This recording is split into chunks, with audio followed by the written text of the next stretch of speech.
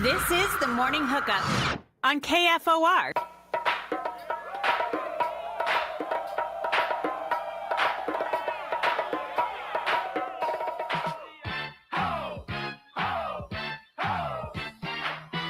Good morning, Lincoln, Nebraska. Happy hump day. Welcome into the Morning Hookup. Phillips, YZ, Elijah in the house. Middle of the week, short week for everybody. Sun's out. Action-packed today, folks. Action-packed today. We'll talk Husker hoops last night. Nebraska, Winthrop. College football playoff bracket. Nebraska, Iowa.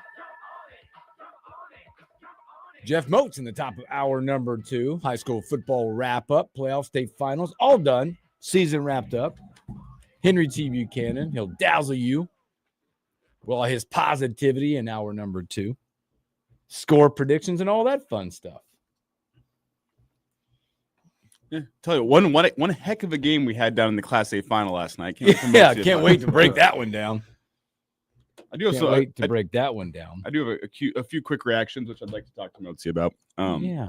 First and foremost, why is Millard South going for it on 4th and 7 in the second half? Well, why would they not? 49-0. Why would they not? Why are they even still airing it out? There's a lot to ask about. Airing it out, I can say, okay. Going for it on 4th and 7, that was a little bit. When the clock's already running, that one made me go, okay. I don't know why you feel the need to do that. But there's a lot to be asked in that game. And I didn't watch it, so we'll have Moats talk about it. You guys can break it down. I did not watch. Was not in my wheelhouse. You didn't miss other much. stuff going on. It was a hoops night for Hooksy. Hoops night. There's a lot of good hoops going on right now. Hey, but you know the difference between an Iowa graduate and a park bench? A park bench can support a family. Jeez. I'm just saying isn't it's like feast week, hate week?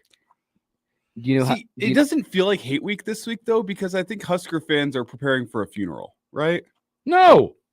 A little bit. We're not having it. We're going to change that. Optimism rolling into it.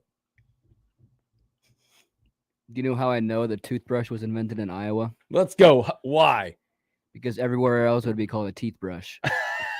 That's pretty good. That's good. That's pretty good. That's good. I mean, come on. Feel free. You please. got some, don't you? No. No, you're not going there? No, my problem is it feels disrespectful to the team that's won, 10 of the last 11 to be making jokes. I don't care. I know it's hate week and all, but still hate. We'll have more throughout this show. Just and if you sprinkle got some, just sprinkled some in as well. Good morning, FloodX10. Arlo, what up? Good morning. Thanks for hanging out with us. If you got jokes, throw them in the chat. Call us with jokes. Throw out the hate. God. Throw out the hate. It's okay. I got the text last night and I went, yeah, it's okay to have fun. We're gonna make fun of the team.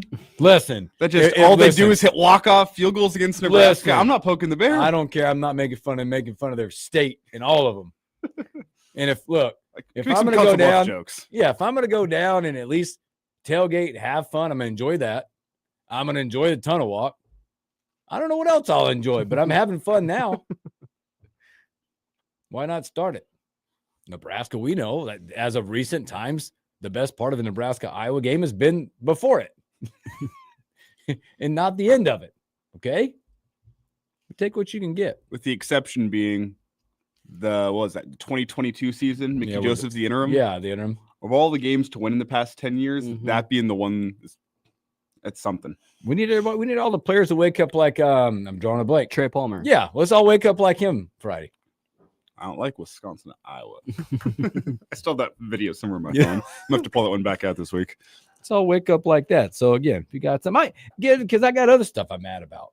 I'm not mad about that. There's other stuff. What I'm not mad about is Nebraska basketball being 7-0. I don't care which way you turn it up and look at it. And as bad as they were from the 3-point line last night, they found a way. Again, you're going to look at this and go, gritty, not pretty. Found a way to get it done. Rank mass, my goodness. And that's the thing with this team. You're going to find somebody who's hot throughout the game. It'll literally be the game or two this year where nobody's hot and it's a 40-point drubbing. Probably on the road at Michigan State or somebody. Probably. I don't know. It could be Michigan. Boy, we wouldn't get to them. Do you watch any of the UCLA Cal game last night? Yeah. I watched a lot of hoops. I was all about hoops last night. UCLA looks tough. They have like the 7-footer on the inside who just They looks are like he's going to be a matchup problem for anybody, though. A 7-footer on the inside. I'm not sure about Rink's foot speed to keep up with that guy. He's like I don't like know. a 7-foot athlete in the middle. But hey, just ask Mick Cronin what he thinks about his team. that's fair. Glass Yeah. jaw.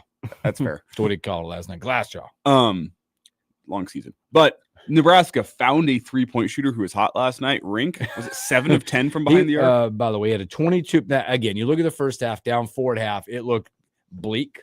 It looked like Nebraska was rushing. To me, it looked like Nebraska was just rushing up the three. Maybe just try to get a three to go in to get hot somehow.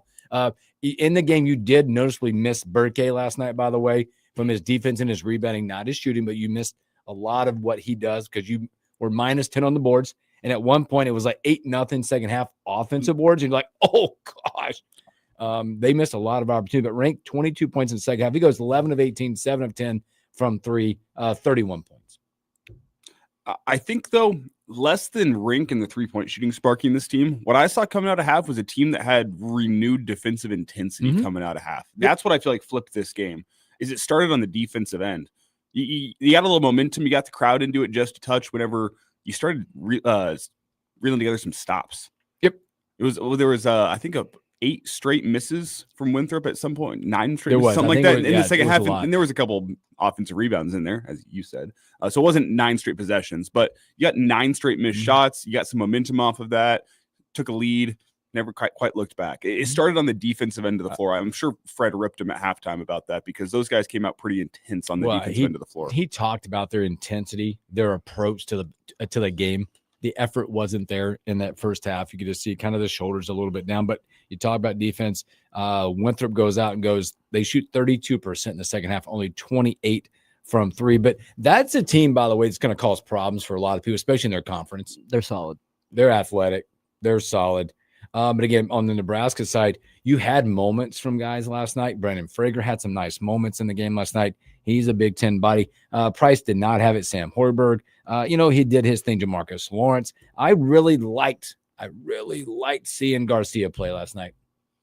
He's an athletic body that can cause some stuff, some issues down low. He can shoot it from long range. Played the most minutes. He played his almost 11 minutes, 2 of 4, 1 of 2 from 3, but also had 7 points, and he had a nice night in there. 2 big blocks in the game. So you get it done. But Rank carried you last night, boy. 33 minutes. Do you hear him after the game? How tired I'm tired, man. 33 and some change last night. But you get it done again. You do also miss it. You look at Nebraska. It's a team that is built on confidence and momentum. This is a 3-point shooting team. Let's call it what it is. But again, they continue also to find ways to get things done. Rank was a masterful last night in the second half, but his vision, his passing as well was pretty good in this game. When you look at, I think he had like 4 or 5 assists in this game as well in this one. But again, this is a team that's got to find that stroke. They got to find the stroke from 3 because that's what they're going to be good at. It was nice to see Connor Season make one last night as he threw his hands up like, oh, dear God, thank you. It's a confidence building win, by the way. Yeah. Well, what to me, like, I mean, what Fred said coming into this game, will that win be one that garners a lot of respect come March? Maybe, maybe not. We'll see. We'll see how Winthrop does. I think they're probably going to be a problem in their conference. That was a pretty solid basketball team. But just what he said about how dangerous that team was, very, very true. Senior-laden roster, a lot of guys that have played a lot of college basketball. They just looked composed, ready for the moment. They looked confident that they were going to come in and get a win. That's a team that I walked away from Pinnacle Bank Arena. I walked in knowing how dangerous they were. Just super impressed walking away from that basketball game, with the exception of their 7-footer going after the ref at one point in time. Aside from that, that was insane. Yeah. Aside from that, composed performance from Winthrop. I was impressed with them. I think that's likely going to be a tournament team come March. Now, I don't know the small conferences as well as a lot of other people out there, but I just thought that team looked senior-laden and experienced, and one of those teams that's going to find their way into the NCAA tournament at the end of the year. Now, Nebraska going forward will have one more tune-up. We call it a tune-up, another bye game They have a bye game coming up Saturday, 1 o'clock. South Carolina Upstate will come to town as you prepare for that Sunday matinee at 4 o'clock against the Hoo Jays from up north. So they'll get another opportunity to that as well. Also, boy, women's basketball getting it done again 7-0. How about both your hoops teams 14-0 combined right now? Britt Prince, another 30-burger put up last night. Nebraska might be a basketball school. Jeez. In other hoops last night, we talked Nebraska hoops. I find this interesting. I was texting with some buddies last night about this Players Era tournament going on. It's an interesting concept. Have you guys followed this? Now, one, I shout them out. They're bringing some really good hoops together. Yeah. They're bringing some really good hoops together. The fans aren't following. I think there was more fans for the Crown. Which is crazy to me because there is some really good hoops stuff going on. And whether you're into it or not, now, again, the whole thing of this thing, there's 18 teams, I believe. This is going to grow to 32 next year. This is what is going to be the type of tournaments going forward that you want to be invited to. The Maui's, all the classics are dying right now. Every team. So this is a $30 million deal overall. Each team that was invited all get $1 million in their NIL fund. That's insane. Mm-hmm. Winner gets another $1 million.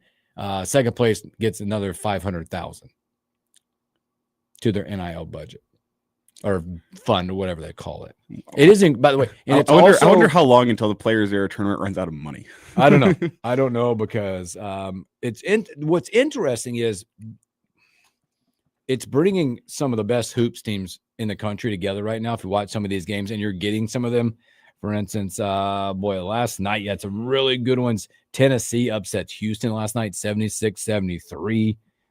You had another boy talking about don't want to play somebody. Michigan 102-72 over Auburn. Yeah, that team is scary. Gonzaga puts 100 up on Maryland last night, 100-61 in that game.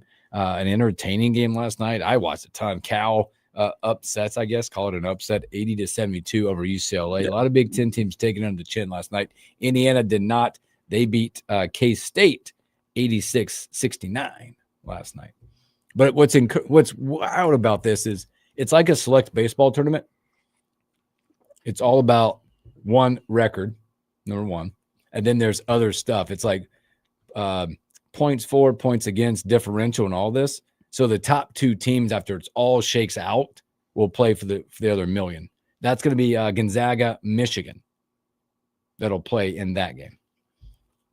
Are you down? Are you okay with this?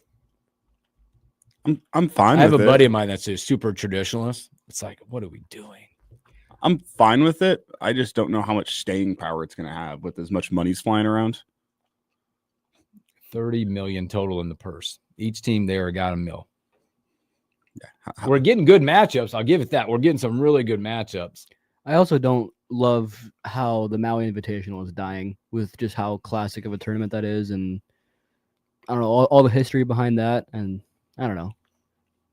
No games today. Speaking of those games, as they go forward. I'm Maui Invitational. Nah, I'm a Diamond Head Classic guy. Oh, wow. Diamond Head Classic winners, those are real teams. Those matchups, jeez. Today. No one, okay. That's a fun tourney. Classic. Did they get like the ore? Is that what they got as a prize? Like an ore? Hey, real teams go win the Diamond Head. That's all I'm saying. But like I said, what you're getting, we just extend our nation's leading streak of wins. But what I do like that it's getting these teams today. You get some really good hoops matchups. If you're into watching hoops on a Wednesday, you get Gonzaga, Michigan tonight for the ship.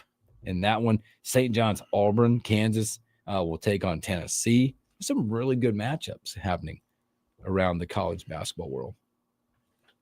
All for prize money. Some really good games on Thanksgiving, by the way, if you're into hoops. I know there'll be a lot of football, a lot of football on Thursday and eating and sleeping and all that. But well, I know what you'll be watching. I'll be watching Carolina, Michigan State. It's perfect in the time of when I'll be headed to the house for my afternoon break from everyone. Yeah, Carolina, Michigan State, BYU, Miami, Duke Puke and Arkansas will play as well. How do you Duke look pretty good. They to look start the okay. year. They look pretty good to start the year. All right. Look pretty good, Huxley. We're undefeated. More undefeated. Duke team looks it looks like a squad this year. Yeah. Boozer, dude. He's all right. They got 2 boozers actually. We got Caleb Wilson. Well, they got one boozer that's good. We got Caleb Wilson, huh? Double machine. We'll see. Double machine. Another 20 and 10 last night against the Bonnies. It's one of my favorite things to say. St. Bonaventure, the Bonnies. Mm-hmm. I want that their coach had a quarter zip on and it just said Bonnies. Yeah, it's sweet. It's classic. Isn't their GM Woj? Is that right? Is it? Is Woj their GM? That's awesome. Let me look this up. Woj bomb. Yeah, he's the general manager of the Bonnies. The Bonnies. What is going That was an interesting career change. Yeah, for him, well, honestly. yeah. Well, Sometimes- not as interesting as Doug Gottlieb. Doug Oh. Gottlieb was a really weird one. Yeah, they're turning the corner. They're getting some wins right now. Well, doesn't he still do like a show and then also coaches at the same time? Yeah. Look, man, you don't take every foot out the door when you know you're coming back to it, okay? That's like when you're like, all right, I might run for president, but I still want to run for the senator to be a senator as well, because I'm going to lose. He knows. Is it Green Bay, Wisconsin? Yeah. That's a name.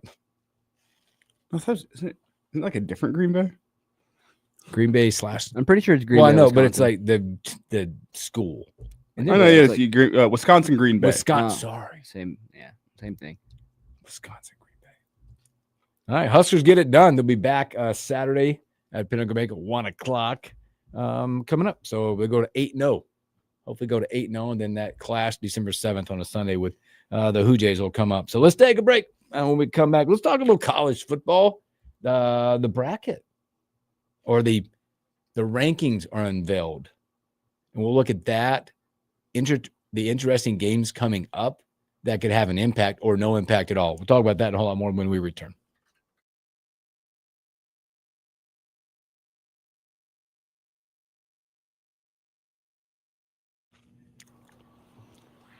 Whew.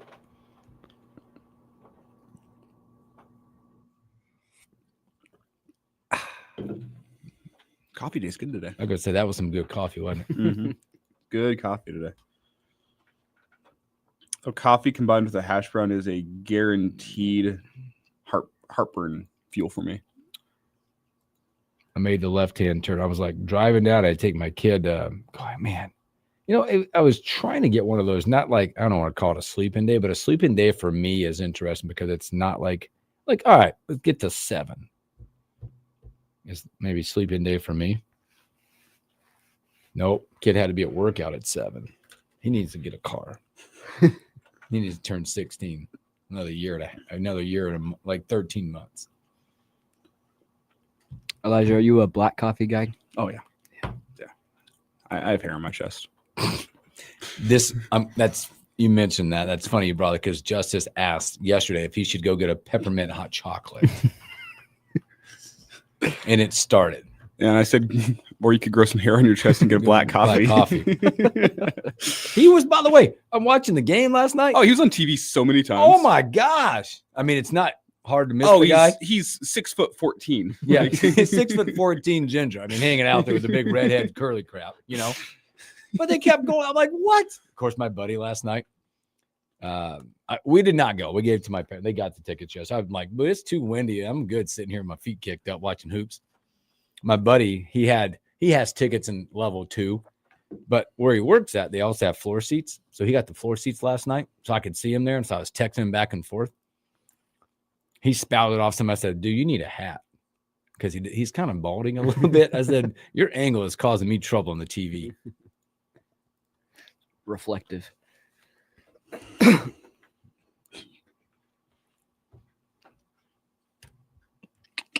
Hot chocolate. Arlo says, I like my coffee like I like my women strong. What? I think hot black coffee is really good, but if you drink black,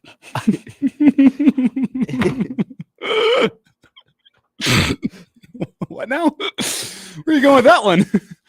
What? Yeah. I like my coffee like I like my women. You're talking about hot black coffee. No. That's crazy. I'm gonna snot. It's not good. Oh man. Good morning, everybody. Thanks for hanging out with us. Hot black, I mean, baby. this is our last show of the week, maybe forever. I don't know yet. Oh, can you start recording the rest of this hour, by the way? Oh yeah, we gotta record.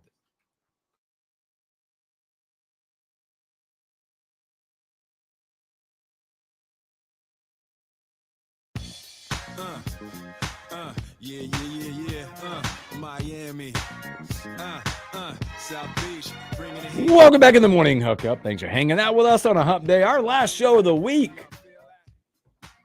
I just texted my golf group because it's Wednesday. Because every Wednesday, usually that's my golf day. I just texted the golf group and I go, me on a Wednesday in the winter. I don't know what to do with my hands. I don't know what to do. Because now, you know, these devices, they like somehow track your trends. I really hate that. Because I will get in the car here shortly after the show. It'll ask if you're going to the golf course. It'll say 25 minutes to Wilderness Ridge. Thanks for making me sad. Maybe you can start going to the golf sim. You know what's also crazy is the fact that when Saturdays are over for football, which they are, Saturdays are over, get a Friday game. Every Saturday morning, I'll wake up, I'll get in my car to start it, to go get coffee or whatever I'm going to go. 25 minutes to the Embassy Suites. Man, that's sad. Or I just drive down there and get a cocktail. I don't even know what I do. Maybe I just keep the trend going. Well, we're NFL playoff football starting up here before too long. Yeah. You got conference championship weekend coming up. You still have opportunities to go hang out at the Embassy Suites all day. No, what's going to happen is it's going to tell me on Thursdays now because we switch days to Thursdays where we meet up. It's going to every Thursday about in the afternoon. Sorry, in the afternoon, it's going to tell me how many minutes from wherever I'm at to the Grapevine. It knows. It knows. What we kind of know. A little free shout out Thursday for everyone. Yeah. No, at all. Hooksy's favorite establishments. Know where I'll be. It's just Wilderness where, Ridge, Embassy Suites, the Grapevine. It's just where you go. You know where to find Hooksy. You know where to find me. College football playoff. They announced, unveiled the rankings once again, and we'll look at that real quick. And games, I like some of the matchups they got going on. If the bracket were to be unveiled, nothing changes in the top four, by the way. Ohio State 1, Indiana 2, A&M 3, Georgia sitting in the 4 spot. And then kind of looking at the bracket a little bit, they got Texas Tech in the 5 spot. Oregon, hey, make a little jump for yourself, Oregon. Now it feels like you're playing with the big boys after getting that win against USC. I don't know about you guys, but I feel like that top 5 or 6 says, hey, you're in, right? It's a little less, a little more wiggle room, maybe if you slip up in the final week of the season. Let's see here. Sorry, I said 5, 6, 7. Ole Miss takes a little step back. Whoa. That's an interesting conversation, too, because they asked the head of the committee about that situation. We'll get to that a little bit. Ole Miss at 7. You clock in on the bracket wise. Oklahoma at 8, Notre Dame 9, Alabama 10. Miami's still hanging in there. Which is an interesting thing. At 11, and then Tulane's hold on to that other group of 5 spots. Yeah. So as it stands right now, Miami would be out. BYU would be out of the Big 12. You'd have 5 SEC teams in, plus Notre Dame, and then your 3 Big 10 teams: Oregon, Indiana, Ohio State. Texas Tech would be your Big 12 team that's in, and then ACC champion, whether that's Miami, whoever it might be, who knows? I haven't known for about a month who wants to win the ACC. Feels like everyone just keeps on giving it away every single weekend. And then your highest rated group of 5 team, which, as you said, would be Tulane. So as of right now, the first 2 out would be BYU and Miami. We will see what happens with Miami in the potential ACC title game, though. Big ones this week to kind of keep pace with. You feel like Ole Miss, and again, we can start talking about teams that we think that are in. Like, you think the top 4 are locked in based on where they're at. Ole Miss, I think they have I don't call it a bye game. None of them are really bye games. They got Mississippi State this week. Yeah, if it's the Egg Bowl, it's a rivalry game. It's a rivalry. You never know if when that weirdness happens and Ole Miss loses, would they stay in? I don't think so. I think that's one that they got little wiggle room. That would look at from the committee side, that'd be not a bad loss. It'd be a terrible loss. Even if it's a rivalry game or not, you look at Ole Miss, they're what, 5-6. Now, there's a lot of motivation by Mississippi State, by the way. And not only is it the rivalry, the Egg Bowl, they could get bowl eligible with this game. So watch out for that one. I think it's an interesting matchup. Utah on the outside still looking in right now. They can go out and continue, hopefully make a statement with Kansas this week. Georgia game doesn't matter. Georgia Tech doesn't matter in the grand scheme of everything of the playoff. BYU ain't jumping Bama no matter what happens this weekend. I don't think. No. Well, if Bama loses to Auburn, I don't see it happening though. That's the thing. I know Jordan-Hare Stadium is like, we talk about Kinnick at night. That's also a really tough place to go and play at night, especially in a rivalry game. But this Bama team is head and shoulders better than Auburn this year. If I'm looking at an upset this weekend in a rivalry weekend, it's gotta be Michigan, right? Yeah, absolutely. You look at that. There's a couple. I think there's a couple of them. Those. I mean, Texas A&M. Slow starts a few games. They got to head to Austin. Austin. Texas looking maybe make some noise, and then now Texas not going to get in. And I think Texas A&M, no matter what happens, they're in. Yes, yeah. I think I'd say in that top 4 spots, you're locked.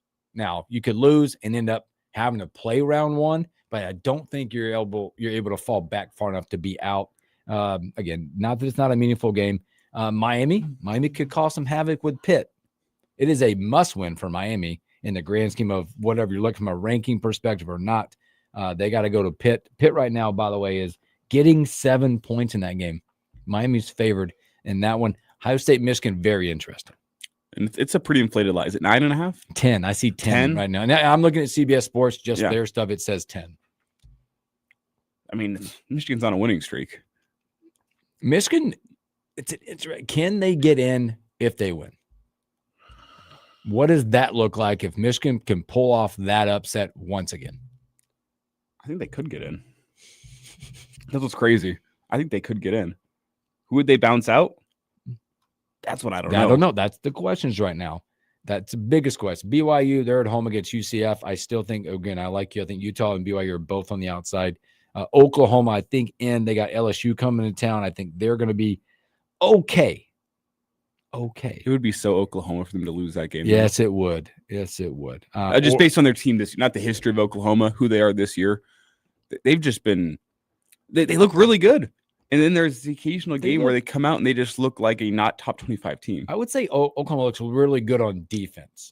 Offensively, a lot to be the hit or miss. I think what hurt them in the flow of the game was when John Mateer went out with the injury, because they were starting to get going a little bit. That defense is, yeah, they're everywhere. It's so good.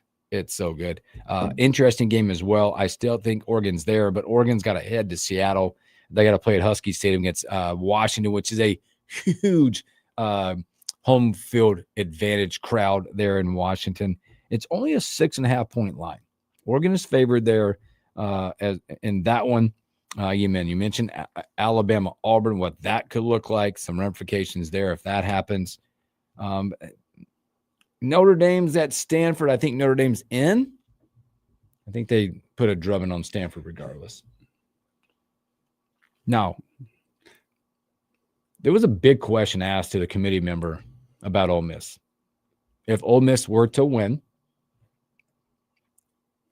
and if Lane Kiffin was not the head coach, and he moves on, did you see his response? Take us through it. I don't know if he answered it. It was interesting. Did he throw up the? I don't know. He did a little 6-7 on us. Does it remind any of you guys of the Florida State situation when they were undefeated and Jordan Travis broke his leg and they didn't have a starting quarterback, so they were left out? It's kind of it's not the same situation, but it's kind of like that. It's not exactly similar, though. I think your starting quarterback is more important than I mean, it will depend. If the coaching staff stays together and Lane's out the door, yeah, it changes Ole Miss, but it's still the same football team. It's the same football team with the same guys attached to it. It's the same assistants attached to it, the same coordinators attached to it. I think if they were to make that call, it'd be a disgrace to college football. I think it's just weird how Lane Kiffin's handling all of this. It said it is in the protocol, but I'm not sure we'll have a data point to use as part of the protocol, referencing to the departure of Lane Kiffin. His response, this one got me, goes, we have not seen Ole Miss play without a coach. What? Yeah, it doesn't really mean anything. No. I think you got to keep him in. You keep him in. I think you win. Even if Lane's not there. This team has earned the right all year long to play in the playoff. Wisey's right. The Lane situation's weird. It's very strange. I think you should come out and just say, like, hey, I'm not leaving. Well, he's not, which read into that how you will. Look, my take on it is these coaches are brands. He's living this up. He's in. Not only is he in the media, Ole Miss is in the media. They're also probably ramping up dollars as well from their boosters at this time. There's in life and in business, if you can create supply and demand and a little fear, it changes people, right? The person that's sitting over there going, well, I don't know if I'll donate or not. Whew, we're 11-0. My coach is in the media. Wait a minute. Jerry Lewis Telethon, I'm calling that number now. That's what's happening. Yeah, people will buy if there's fear. Have you ever seen how the NRA operates? Drum up a little fear and people start buying guns. It's the same in college.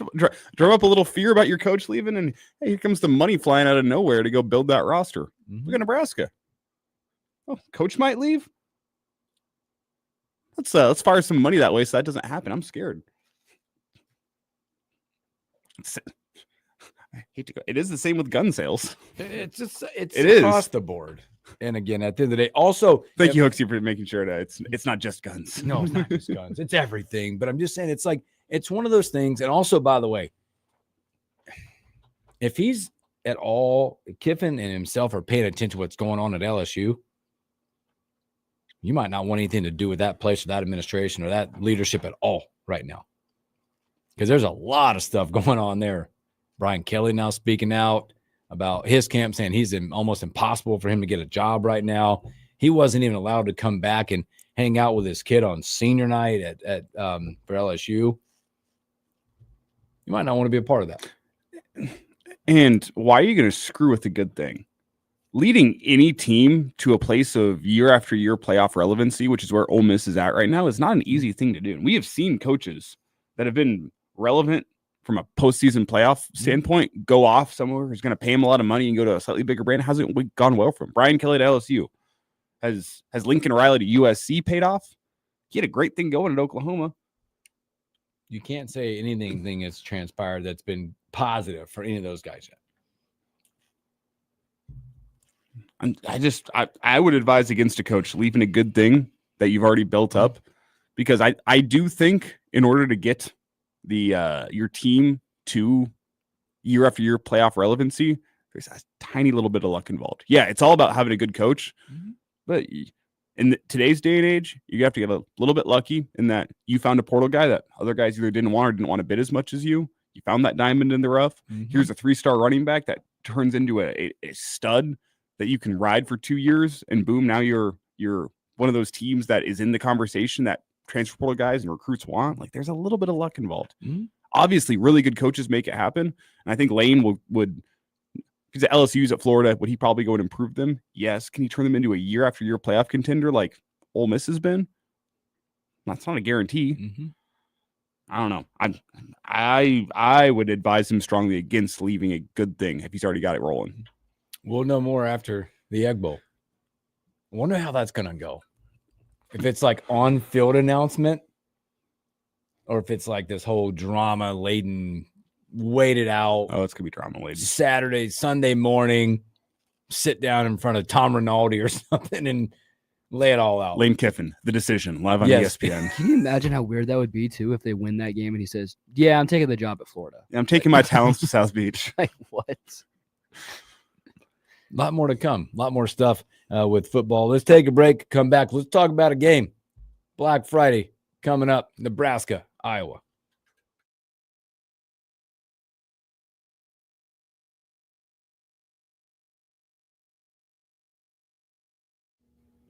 Are you recording on Edition? Yes. Okay, just keep that rolling. For the stream listeners, we are going to be on the air 10 a.m. to 11 a.m. on Black Friday, leading you into Iowa. We won't be live. We're taking you through some of our favorite segments of the week, and I have a feeling this next one should be a good one. Maybe not. We'll see. To be determined. I will say, tune in to us 10 11 because with that, I think the next segment's going to be really good. But I thought the one we had yesterday, yeah, like the 8 and 4, 7 and 5 conversation, I think that's real.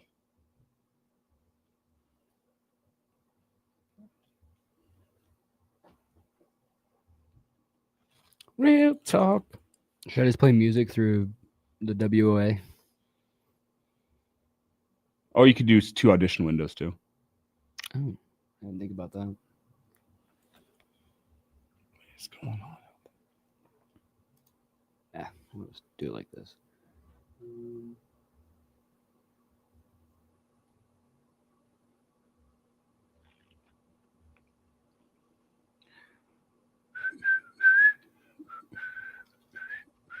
Oh my God. Oh, And this is how we'll do reaction on Friday as well. We'll be recording that too, just so you know.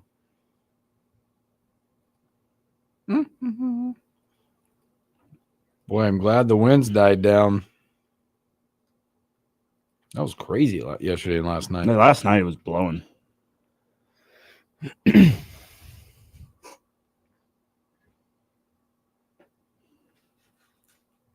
go.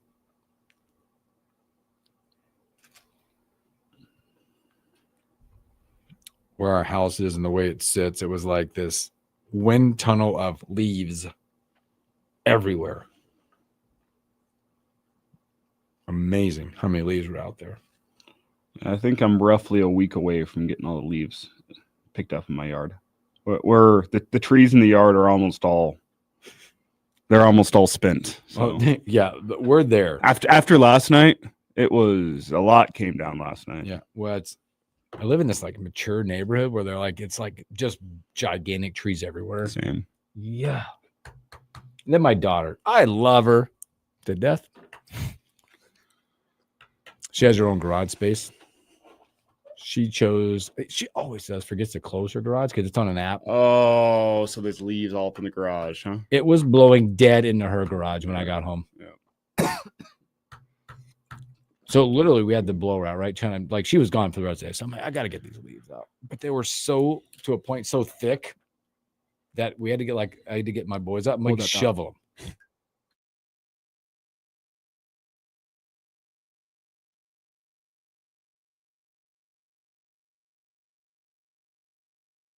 Zach Brown Band. Zach Brown Band. This is Kicks 96.9 Music. I love Zach Brown Band. Think I might have found me my own kind of paradise. Well, welcome back in the morning hookup.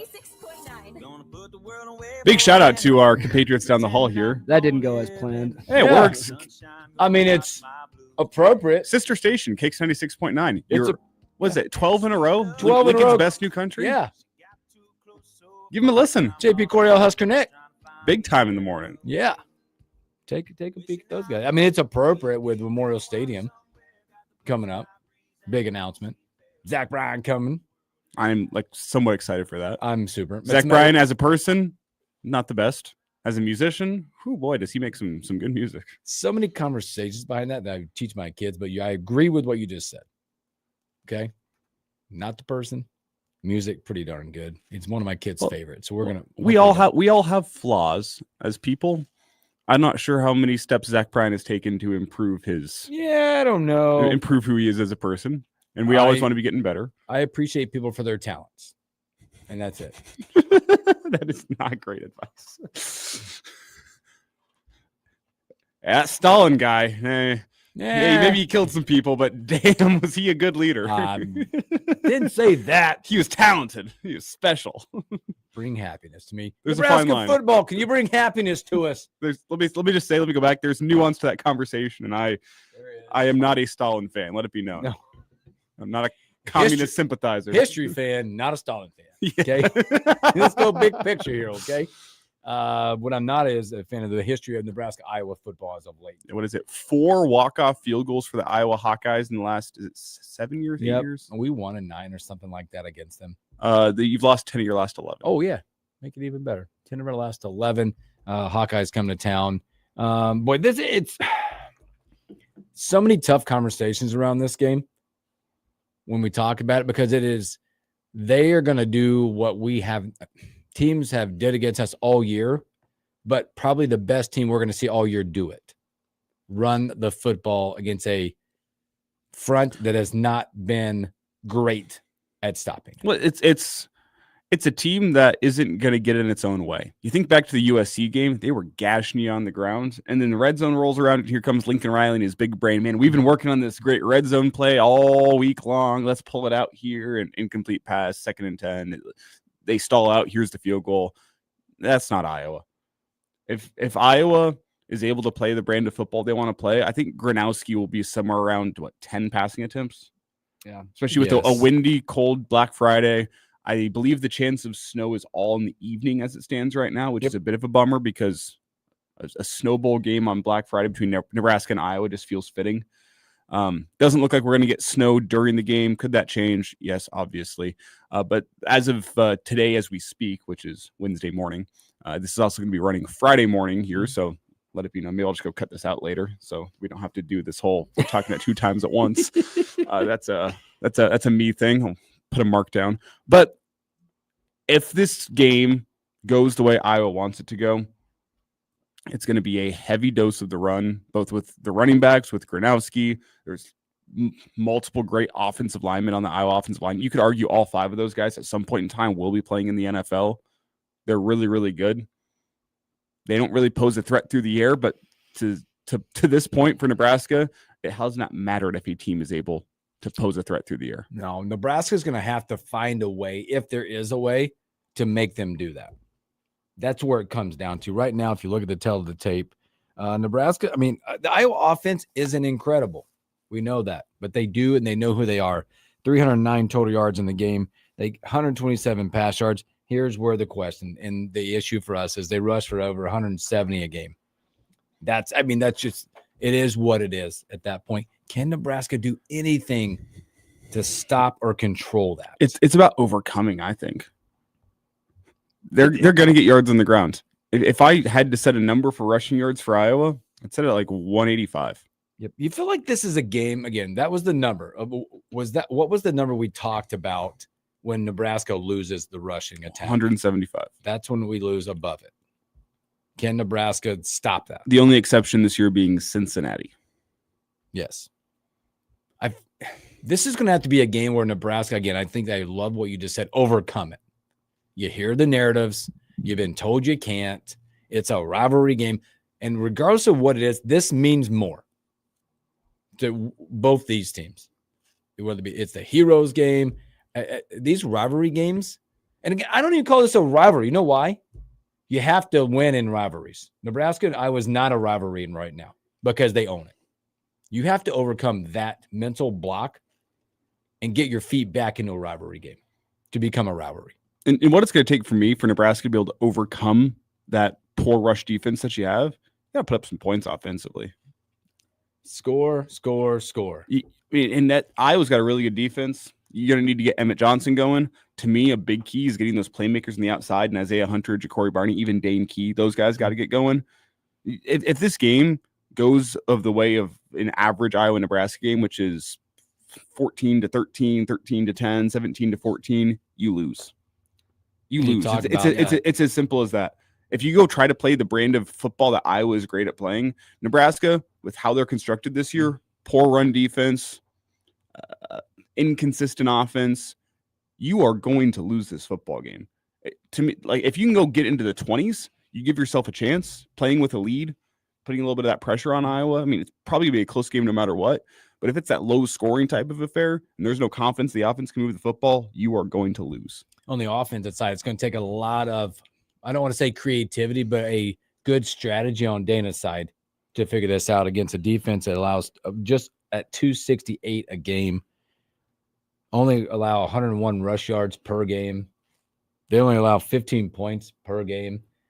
That side of the ball is going to be really critical. And again, if you can't stop it, you got to score enough to get Iowa out of their comfort zone. But here's the deal. We've seen this. Teams like Iowa, they know who they are. It takes a lot for them to get out of that zone because it doesn't matter. They could be down 10, probably 14-0. We saw it last week against whoever they played. They never changed who they were. They kept doing it. They kept doing it. And kept doing it. And kept doing it. This is going to come down to me. It's that game plan, the strategy. Latif's first chance at Iowa. What that looks like crowd-wise, 11 o'clock, sleepy start. Let's get going. Overcome the mental block to try to win this football game. Another crucial factor, I think, I'll set it up for you now. Iowa's rushing attack versus Nebraska's run defense. Iowa's going to win that matchup. And in terms of overcoming, I talked about the offense. Your offense has to beat their defense, and your special teams has to beat their special teams. You need to win the other two phases of the game. You probably need to get a takeaway as well. I mean, that's how dominant I think Iowa could be on the ground. But get a takeaway, win the special teams. And I'm talking, you need a good return at some point in time, I think. Set your offense up in good field position. You need to completely shut the faucet off for Regent. He's a fantastic returner for Iowa. Mm-hmm. He currently has the Big Ten record in terms of average punt return yards per punt, over 14. Every single time he takes a punt return, he's averaging 14 freaking yards. Just think about that. Every time he catches it at 14 yards, that's what he brings to the Iowa special teams. You got to go win special teams. That's a tall task. You got to go win offense. That's a tall task.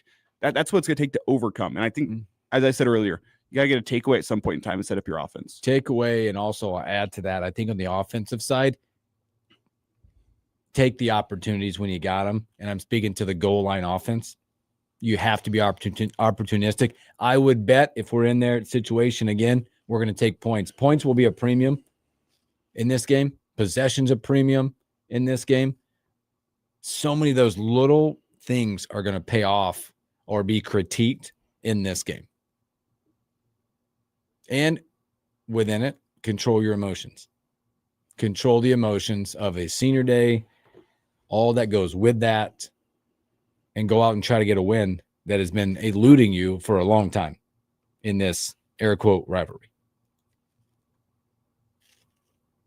Boy, I'm trying to be positive. Like this could be like, again, you have to play the game,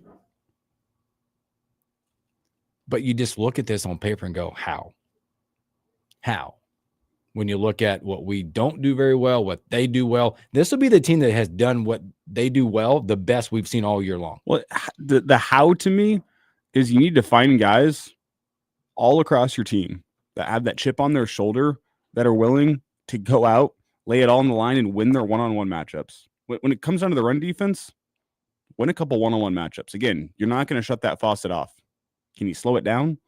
Can you win some one-on-one matchups? Can you get Iowa behind the chains? Like if they're playing from 2nd and 9, 2nd and 10, 2nd and 11, that's not their offense. They're probably going to hand it off again. And if you get them in 3rd and beyond 4, they are completely out of their comfort zone. If you can do that a couple times, combine that with an offense that can put up some points, you give yourself a chance. Like in order to do that, it's one-on-one matchups. Hey, guys on the outside, and Isaiah Hunter, you got to go win some one-on-one matchups against some defensive backs. Emmett Johnson, you're going to have to make some guys miss. It just comes down to all across the field. You have to have guys win their one-on-one matchups throughout the game. And the one place that I think it's been a real issue of guys not winning those one-on-one matchups is with the run defense.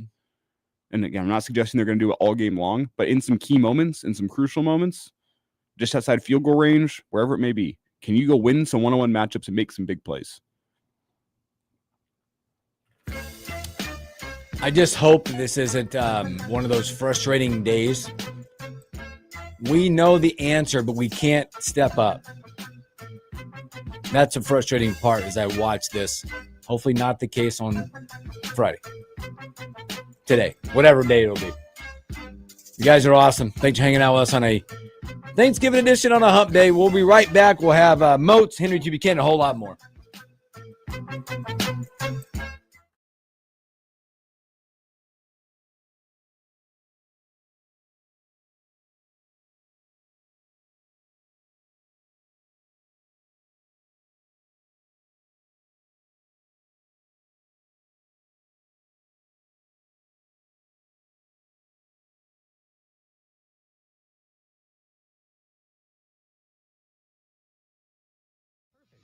Alleys, gated communities, condos, parks, anywhere. Come see the Easy Dump yourself at MWC Can in Lincoln, or go to MWC-can.com today. I love a day on the water with friends, but my moderate to severe plaque psoriasis sometimes holds me back. Now I'm all in with clearer skin thanks to Skyrizi. Risankizumab Riza, a prescription-only 150 milligram injection for adults who are candidates for systemic or phototherapy. Teaching music is my passion, but my active psoriatic arthritis can limit me at times. Now I'm treating my joint symptoms with Skyrizi. With Skyrizi, most people with plaque psoriasis saw 90% clearer skin at 4 months. Or if you are an adult with active psoriatic arthritis, Skyrizi helps you move with less joint pain, stiffness, swelling, and fatigue. Don't use if allergic to Skyrizi. Serious allergic reactions, increased infections, or lower ability to fight them may occur. Before treatment, get checked for infections and tuberculosis. Tell your doctor about any flu-like symptoms or vaccines. There's nothing like clearer skin. There's nothing like better movement, and that means everything. Ask your doctor about Skyrizi. Visit Skyrizi.com or call 1-866-SKY-RIZI to learn more. An official message from Medicare. A couple more minutes and we'll start this month's book club. You know, I usually love a plot twist, but this year I'm comparing my options during Medicare open enrollment. You can't assume your current health or drug plan is the best one for you.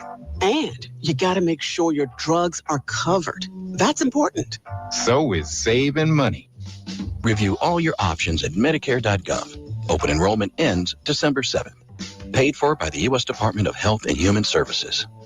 Hi, this is Carol. So many in our community are facing financial challenges right now. It's more important than ever that children are able to feel the joy of the holidays. For over 70 years, your generosity has provided children in our community with a toy of their choice at Christmas with KFOR's Operation Santa Claus. Our goal is to put a smile on a child's face and give them hope. Help make this a Christmas that could change a child's life. Donate to Operation Santa Claus at KFORnow.com or reach out to us at 3800 Cornhusker Highway, 68504. If you or anyone you care about is facing a family legal matter, call Cordell and Cordell today at 1-855-GET-LEGAL or visit CordellCordell.com to schedule your consultation. There's a lot on the line in divorce. This is Joe Cordell of Cordell & Cordell, the largest family law firm in the country, with over 35 years of helping clients navigate divorce. But being big doesn't mean less personal or less local. Our attorneys live and work in your community, and as neighbors, they understand the challenges your families face. Divorce touches all areas of your life: your home, savings, retirement, and of course, kids. So when you find yourself facing divorce, you need a partner you can count on. Visit CordellCordell.com to schedule your consultation. If you or anyone you care about is facing divorce, contact Cordell and Cordell today. With over 100,000 clients served, we understand the challenges you're facing on a personal level. Call Cordell and Cordell today at 1-855-GET-LEGAL. That's 1-855-GET-LEGAL. 1221 N Street, Lincoln. I know that hiring can be challenging. You need someone to match your role perfectly. Well, now you can meet them fast on ZipRecruiter. Build your team, build it sooner. Meet your match on ZipRecruiter. Just head to ZipRecruiter.com/free right now to try it for free. That's ZipRecruiter.com/free. Meet your match on ZipRecruiter. Try it free. Lincoln's local news, talk, sports, and weather station. FM 101.5, 1240 AM, KFOR, and KFRX HD3, Lincoln.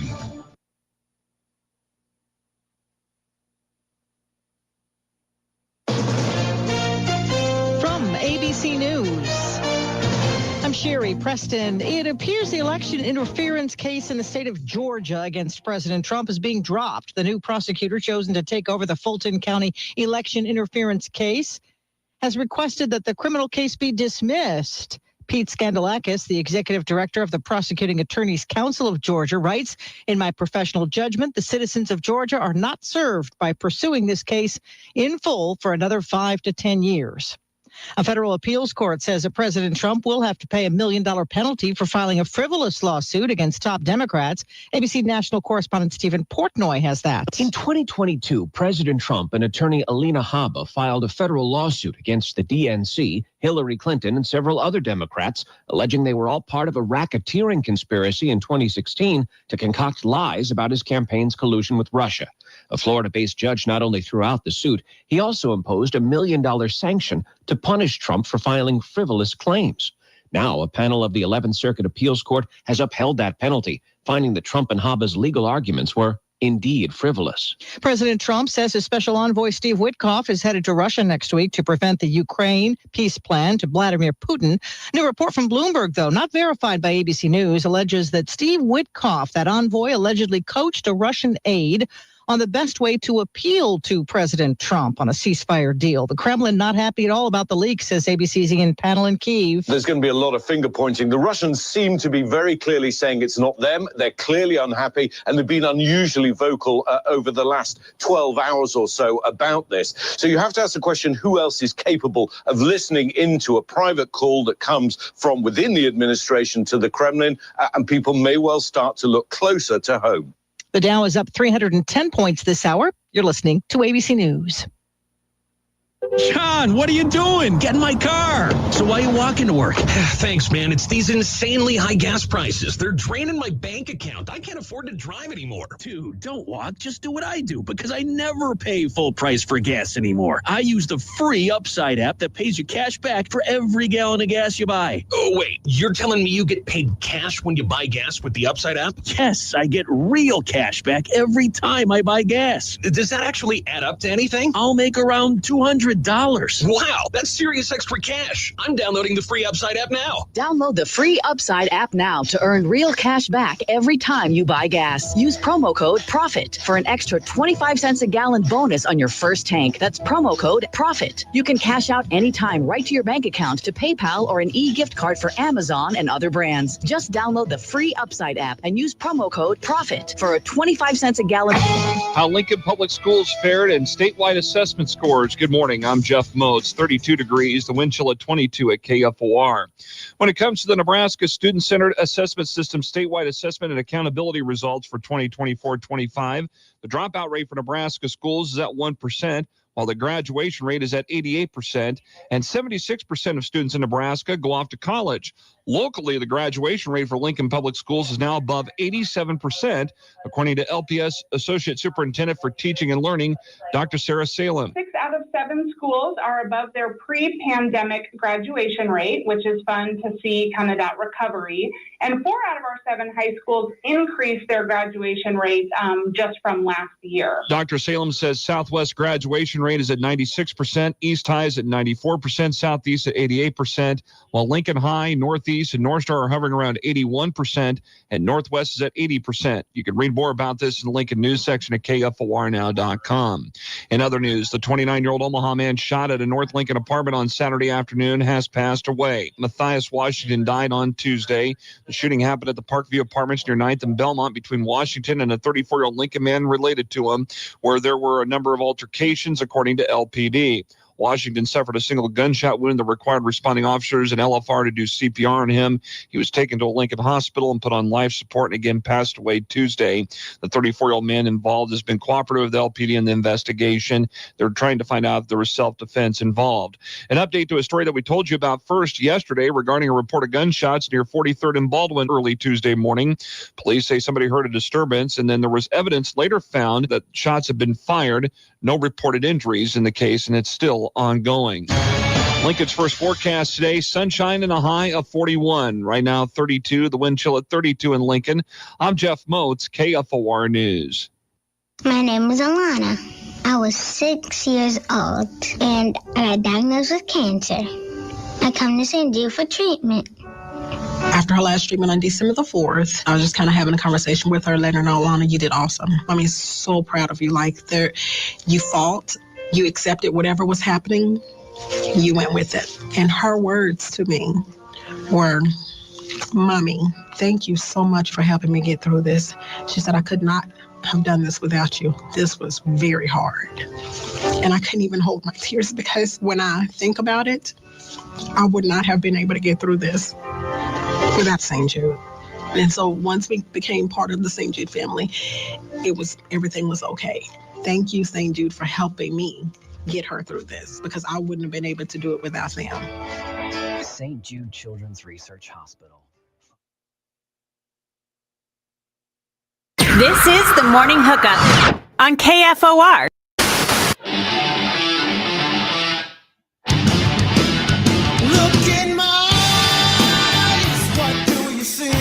Welcome back in the Morning Hookup, hour number 2. Happy hump day, happy Wednesday. How can I accommodate you? One Jeff Moats. There you go. The Almanac Jeff Moats in the house. On a rare Wednesday appearance. Big 2 days of high school football to talk here in a Whoa, second. little high school finals wrap-up coming up. Basketball coming soon. Basketball starts a week from tomorrow for us. I just have a question. Are all those small town people, were they able to get out of downtown? I think so. Are they still circling the blocks? Sorry, wrong. Just trying to lighten the mood a little bit. No. You've lived here long enough. I think you could probably get away and say that. Yeah. That's all right. They've all gone back to their small towns anyway. They can't hear us anymore. I don't know. Yeah, they have to adjust the ears. I'm just kidding. We got Jeff Moats, the Almanac hanging out. Let's recap. We had high school state finals. We had a champion from 45 years ago getting it done. We have a back-to-back champion. And 2 of them back-to-back. 2 back-to-backs. And one that was a foregone conclusion. Oh, and also, was that D2 championship the highest scoring game in championship history? It might have been for 8-man. 131 points scored is wild. Oh, it was a basketball score. Yeah, 42-24 at half or something. Yeah, it was 42-34.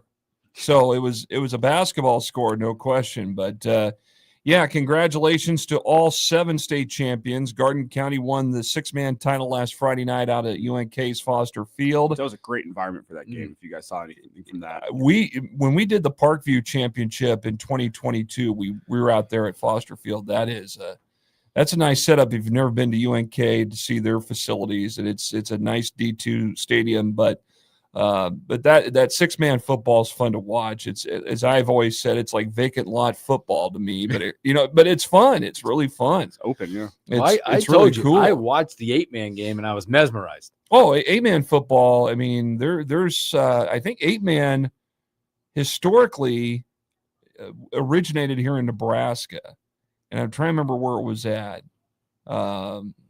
Someplace I think in South Central Nebraska, but congratulations to Garden County in 6-man, Sandy Creek in D1, D2 going to Wynot, as you pointed out, that high-scoring game.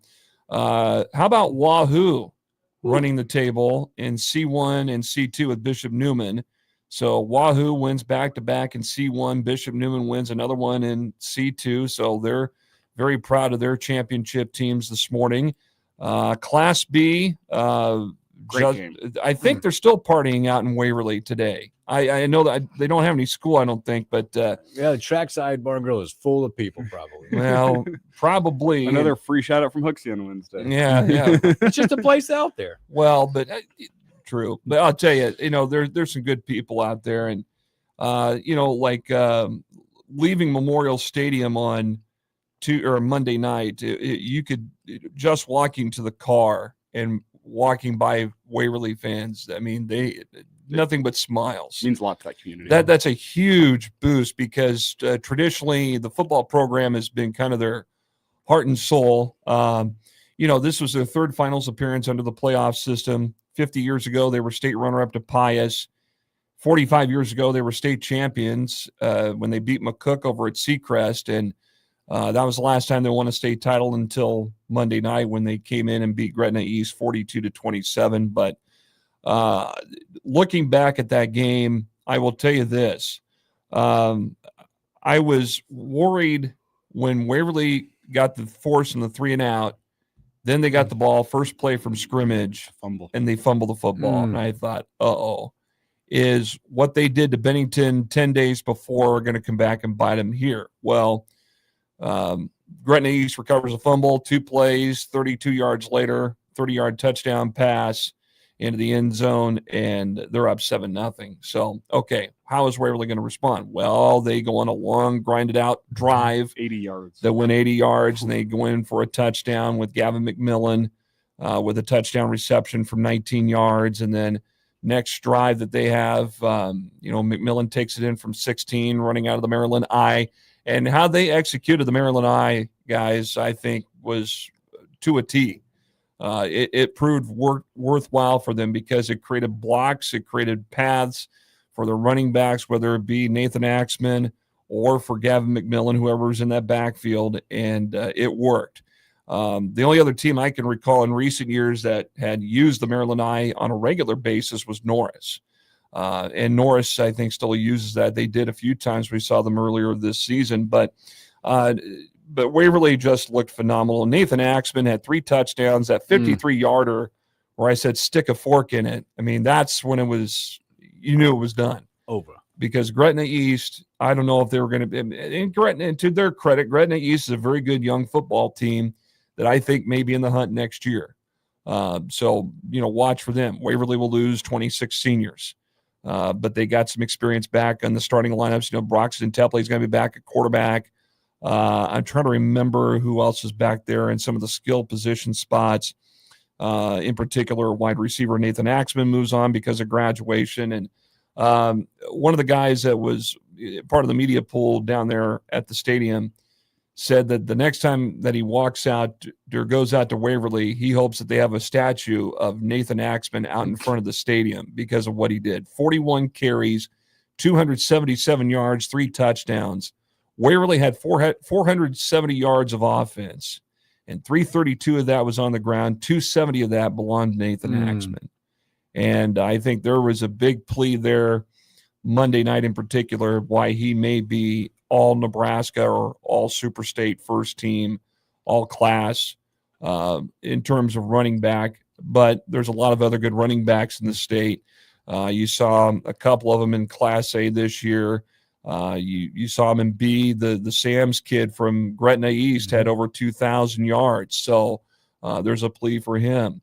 The kids from Bennington that we saw 10 days before, good athletes, both at running back and quarterback. And so there's a lot to plea there, but Waverly got it done. It looked interesting, though, in the third quarter because Gretna East suddenly picked up momentum and made it into a one-possession game. And then that one drive where it was Axman that took it in the end zone and did the Heisman pose that put him up 35-21, I think, was the kind of the backbreaker, so to speak. But I think the real backbreaker was that 53-yard run from Axman that put it away. Good touchdown pass of 43 yards to Connor Shear from Broxton Tepley. And, to Broxton's credit, he came from Lincoln Southwest. That's always been a very good football program. And it seemed like Tepley was the guy that they're going to rely on, moving forward. And I'm not sure what happened and led to him transferring. But comparing him to from where he was at Southwest, his first 2 years of his high school career to this year, it looked very much like that he was very comfortable in that system where you can throw the ball or run the ball. Waverly, for many years, when I first started covering high school football, Waverly was always a wishbone team. They rarely threw the football. They ran the bone like Oklahoma and Alabama did back in the day, and it was well executed, and they were tough. But you're in a new era of high school football, the modern era of football in general, where the wishbone is a thing of the past, but you're doing more of the run pass option type setup, but it's more pass oriented than anything else. You're in the spread formation. You're not seeing the typical I formation setup. That wishbone setup is not really existing. The only time you saw and again, I mentioned the Maryland Eye, you see that now, but you use those things to where you need them for yardage, to get big gains, to get first downs, and Waverly did such a great job of that on Monday night, and they prevailed 42-27 to get their first state title in Class B in football since 1980. 45 years. They've been waiting to get another state title out there in football, and they did it. Last night in Class A, it was another dominant performance from Millard South. Yeah. Running clock for the entirety of the second half. Millard South never really took their foot off the gas. But, I hate to say as expected, but that Millard South team's been dominant all year long, and they went out and took care of business. Yeah, and I think it was pretty evident when they played Omaha West Side in the semifinal. I think a lot of people thought if there's any one team left in the middle of the road that could stop Millard South, it would be West Side. And Millard South proved everybody wrong. To their credit, I mean, they got great talent. some of those kids have been in that program all 4 years. They've been together since youth level football, middle school football in Omaha. Others have come in via transfer or moved into Omaha, and have been part of the program. Nelson Wheeler, their running back, was a starting running back out of Grand Island a year ago, and we saw him tear up the yardage against Lincoln North Star in a North Star victory over at Seacrest last year. I think more than anything else, this Millard South team, I think there's a lot of argument right now as to whether or not this may be the greatest high school football team of all time in the state of Nebraska. Best I've seen. Well, it probably in the modern era, you have an argument for it. Now, if you go back over the last 50 years, I think there's a lot of those Creighton prep teams from the mid to late 80s that may have something to say about it. Lincoln Southeast, they had a number of D1 prospects in the 90s that were very good that won state titles. Millard North and among others, so many other great teams. But yeah, generations change, eras change, the game evolves, and it's kind of hard to pinpoint, who is the true greatest team of all time in Class A or in the state of Nebraska of all time. This Millard South team could live up to that, that recognition, and to their credit, they got great athletes. Jet Tamala heading off to Alabama, Amarian Jackson, who's a great wide receiver, all 4 years a starter up there at Millard South, going off to Iowa State. Jensen's going to Mizzou. Yeah, you got him going to Missouri. Just felt like watching that broadcast last night. Every single time somebody goes out and makes a play, goes, oh, and he's going off to Army. He's going off to Kansas State. It just felt like every single time every place except for Nebraska. And this is nothing against Nebraska's recruiting. I think there's some folks in our industry that have taken to social media this week and have said, the one thing that maybe Nebraska has relied on and has not used anymore, but relied more so on, are the metrics that you see in these recruiting services versus seeing some of these kids up close that actually are talented and can play at the next level. I think, Tamala is a great example of one that they missed out on. Amarian Jackson's another. I think they were after Amarian in the last couple of years, hoping that he would flip his decision. But, you look at Zane Flores at Gretna. He's down at Oklahoma State. You had Daniel Kalin that was in the Nebraska program one season, didn't play, and he's off to Virginia. I'm assuming he's still there or going to be still there in the foreseeable future. Yeah, he played a couple games ago. Yeah. I looked pretty good. But and I think that's the question. How come a lot of these kids, the Metro in particular, there's some that still commit to Nebraska, most of them on the line or whatever, playing defense, but why not, get skill position guys from this state? And that's one thing that I think a lot of people are still questioning. Why can't Nebraska do that? Because you got a hotbed now, and Omaha has become a hotbed for talent for a lot of major schools in the country.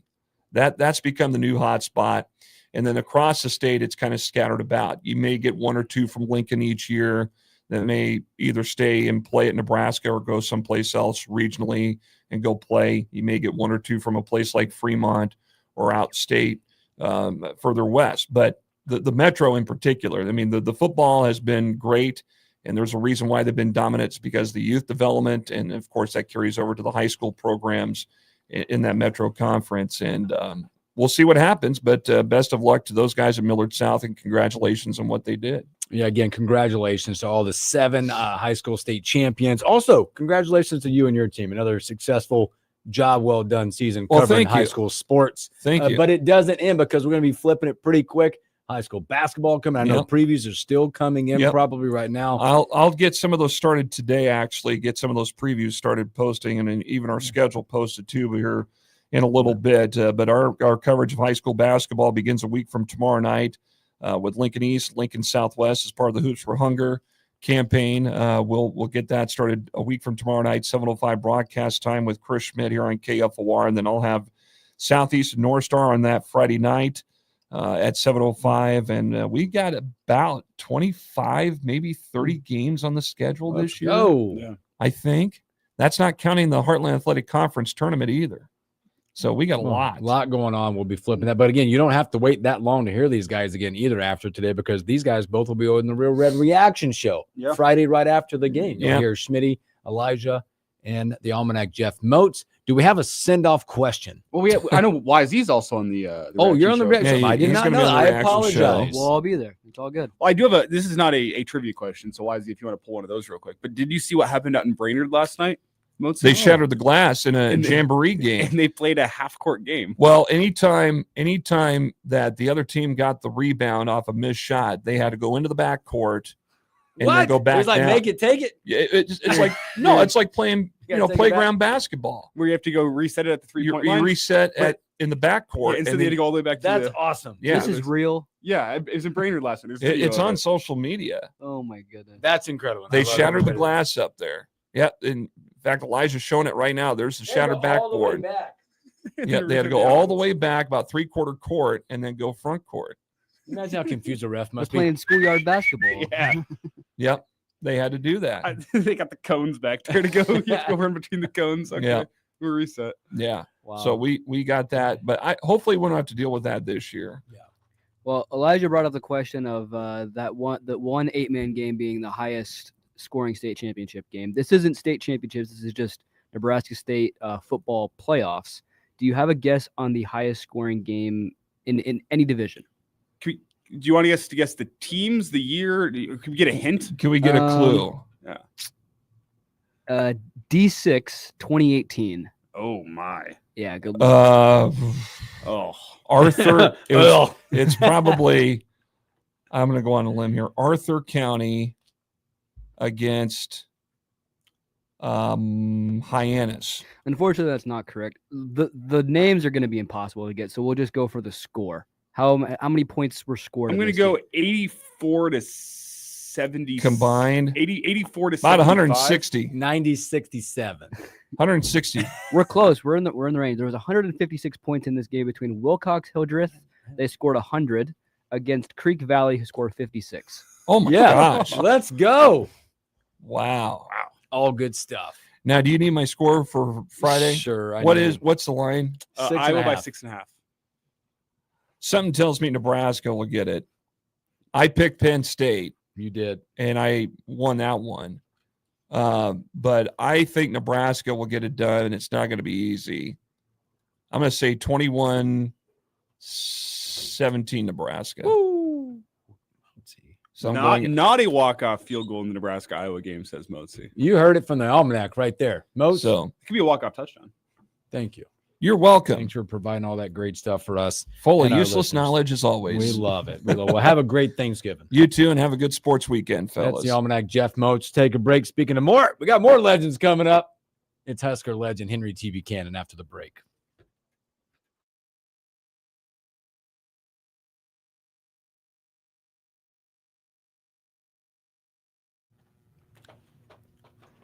All right.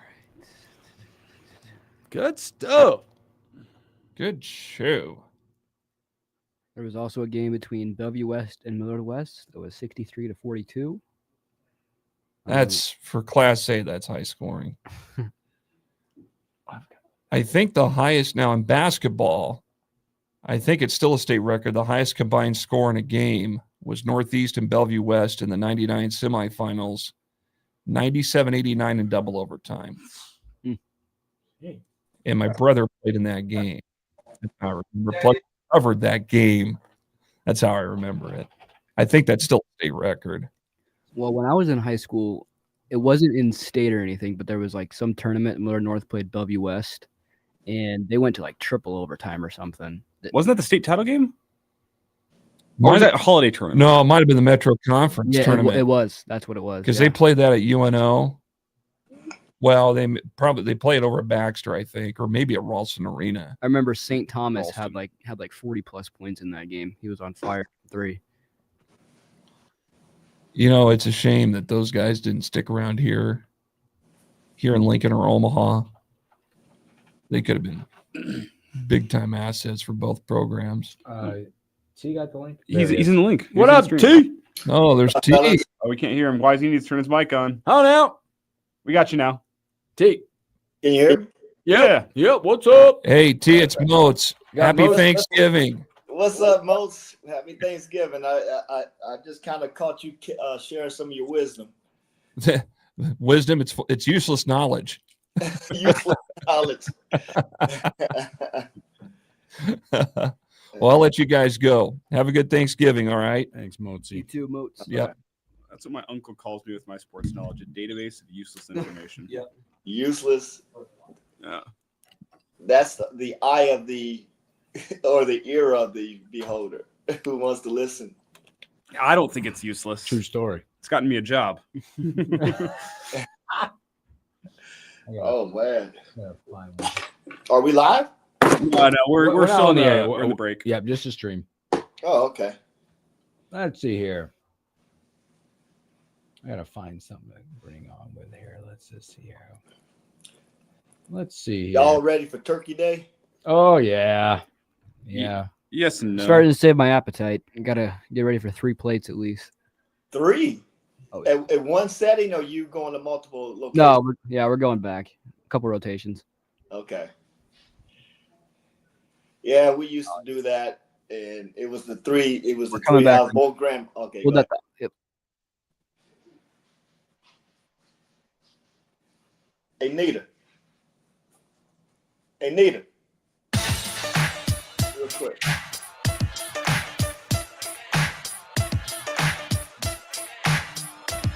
Come here. Welcome back in the morning hookup. Happy hump day. Special thanks here to the Almanac, Jeff Moats. It's that time. It's Husker legend Henry T. Buchanan. T, what's up?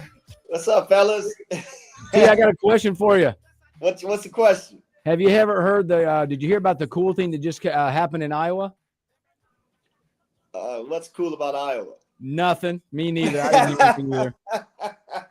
What's up? Hey, Bill, I got my big sis right here. I got to go back to this. What's up, big sis? Hey, what's going on? Look, T, get out of the screen. Get on out the way, T. The real star's here. Yeah, we got the real star in the house. Hey, are you taking care of that man? Always. I know. If he didn't have a microwave, I don't know how he'd eat. Kool-Aid and mac and cheese. Yeah. Hey, the Crustables. I got my Crustables. Oh yeah, those are huge. What's up? What's up, YZ and Elijah? I know Bill's already on my case. I'm just trying to make it tomorrow. Oh yeah. Hey, well, we got a 3 location guy down there, YZ, down at the bottom right. He got 3. He said he got 3 plates he got to eat tomorrow, and I said we used to rotate back with both grandmas and Aunt Mary. So yeah. Well, not Aunt Mary. Well, no, we did go there. But the plate ended up where? In the trash. But she might be listening to this. Oh no! She can't take it back. She can't take it back. Okay, I just ended my session. Wait, but before you leave, we do have to know, what is the top Thanksgiving dish from each of you? What's your favorite? What's your favorite? Mac and cheese for me. Yeah. And my big sister's making her famous mac and cheese. Oh my! I'm gonna say not turkey and dressing, but chicken and dressing. Ooh. That's a bold take. You go chicken on Thanksgiving instead. It is wonderful, honey. My cousin Don is making chicken and dressing instead of the turkey and dressing today. By the way, that's a debate, by the way, and I love you guys say that's a debate around here. Is it dressing or stuffing? It is dressing, people. That's right. Oh yeah, that's right. Yeah, it's dressing. You ain't stuffing nothing. No. Yeah. I hear you, Bill. All right, Bill, you guys take care, and all you other guys as well. I'm gonna get out of here. You too. Good Happy talking to Thanksgiving. you. And happy Thanksgiving to you. And let's see, we got Christmas coming, and a happy New Year. Yeah, that's what I'm talking about. What a great start to the day. The segment right there. That was good stuff. T, here we go, my man. Hoops gets it done last night. There's so much to talk about. You got Kansas City that just happened, and you got last night, gritty, not pretty last night. But I want to talk to you about like a guy like Connor Essegian or just the team in general. Like Connor specifically right now. Mm-hmm. Talk to me about the mentality of a shooter, because we know right now it's not falling for Connor. There's open looks. They're close. He threw his hands up last night when he made Well, one. and then what happened right after that? The big clunk comes over his head and knocks him out the game. Yeah, and he's done. Yeah, and next you know he's got this sweet Husker flip flops on. By the way, you ain't got those, do you? But my advice to Connor would be get you a layup, fella. You go to the basket, pump fake, go to the line. I don't care if it's a free throw, 1 out of 2, 2 out of 2. Watch the ball go in, and as soon as he saw that, he was ready. You just need to see one ball go in the basket, and it's on after that. And unfortunately, the big Klondike, he was in foul trouble the whole game, and kind of took our guy out the game for the rest of that half. And I would like to see him, get back on track, and hopefully he'll be all right for the South Carolina Upstate game. And we got another warm up before Big Ten. And golly, I don't know about y'all, man. This Big Ten is what are we 96-13 or something crazy like that? Right now the best conference record in the nation. Although Bruce Pearl tried to put us at like third best conference. Well, let's look at the records, buddy. But and Michigan State's not dodging, or Michigan is not dodging anyone. Purdue's not dodging anyone. I don't know. Pearl, I know he's biased towards SEC and who's the other conference? He talked about the Big 12, and I think we took care of K-State there. So, Tanner T. Buchanan with us here on the Morning Hookup, and T. The big performance from last night we got to talk about is Rink Mast. Huge night, 7 of 10 from 3. One of the things that kind of flies under the radar with his 3-point shooting is how it opens things up on the inside. Nebraska, by percentage, they're one of the top 2-point shooting teams in the country. It's because there's not a big camped underneath the rim whenever they got to go stand out and guard Rink by the 3-point line. Just talk about the effect of having Rink back on this team and the effect that it brings on the floor, opening so much up for that offense. Well, absolutely, and it gives guys like Price, if you watch Price a lot of times, he's getting to the basket for layups. Of course, we're not seeing as much this year as we have years past with Sam penetrating and getting shots off and things that sort. So it does open up that lane quite a bit. And also it brings out the big man. You didn't see it in the rebounding stats. I looked at the rebounding stats. I think they out-rebounded by 10, but we only had 5 turnovers versus 21 assists. So that's huge. I mean, I haven't seen a stat like that in a long time. Think about that. And I believe their team only had maybe 11 turnovers, and you want 10 or below, and you got a really good chance of winning. But hey, let's give Winthrop some credit. They should have beat Arkansas.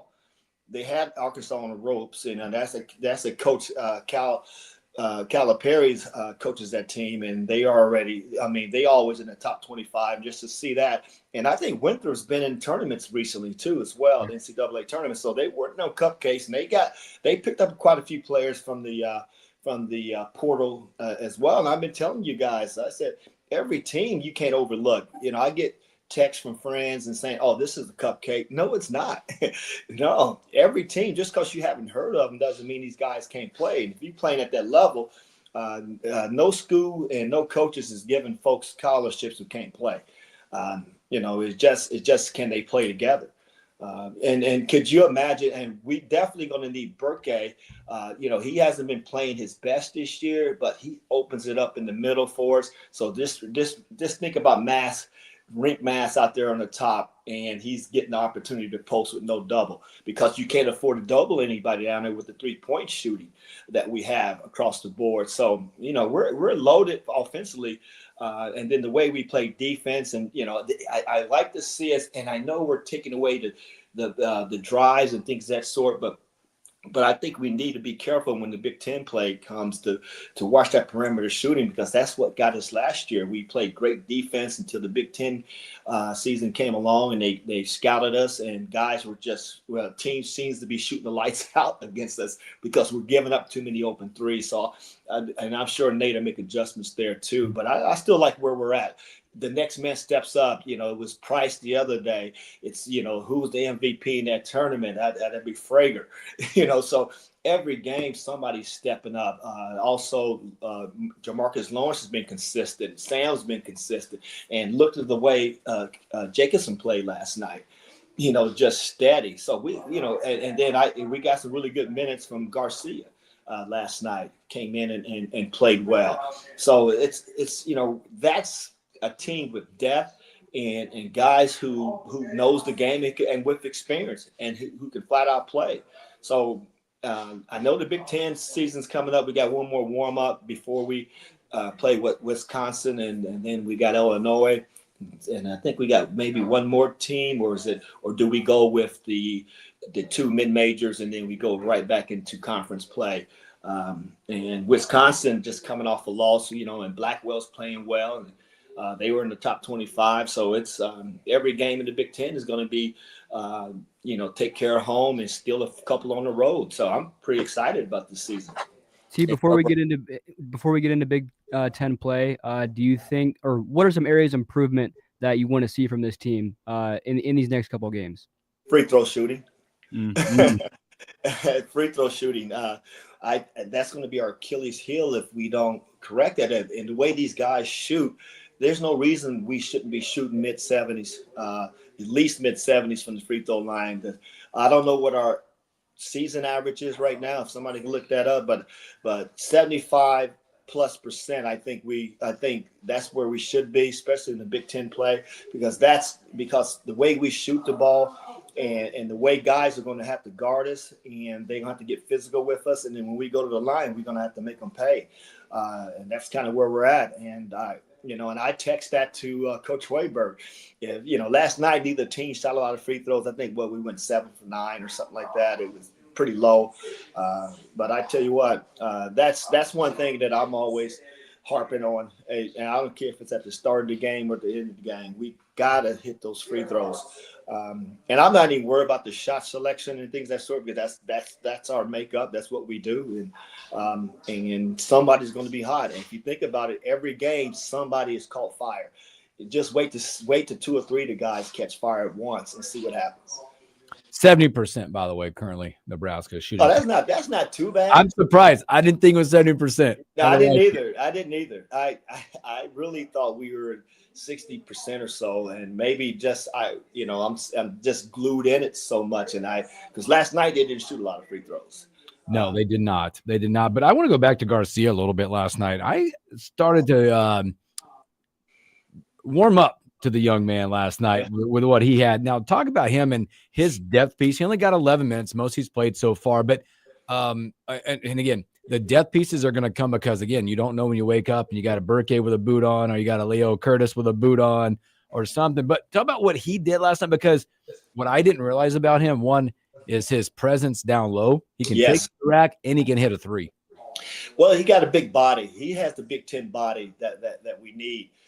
Because if you think about the big kid from Purdue that played last year, who's rugged, we're going to need him to play someone like that, to body him up. I know Burke has a big body, but you got to figure if we go down to West Lafayette, they're going to get the calls and put our big men in foul trouble. So that's when he's going to come in handy to throw that big body around. And he doesn't move as well as Gary did last year.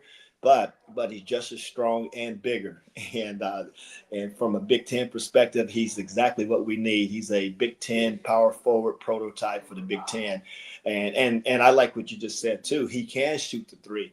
So, and matter of fact, you can't lay off anybody on our team. You can't lay off anyone. Anyone can hit that three, and that's going to be dangerous for all opponents this year in the Big Ten. And that's something that we do have that I think. We are made for the Big Ten. We got size, we got power, and we got the ability to shoot. Now, are we as athletic as other teams? No, but do we need to be?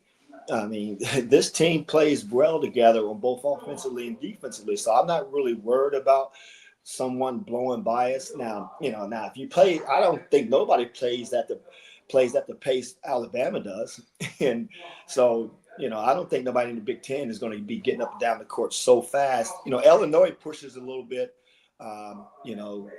with their speaking of great shooting and size. I mean, I've been watching these Big Ten teams, and every team have size and shooters.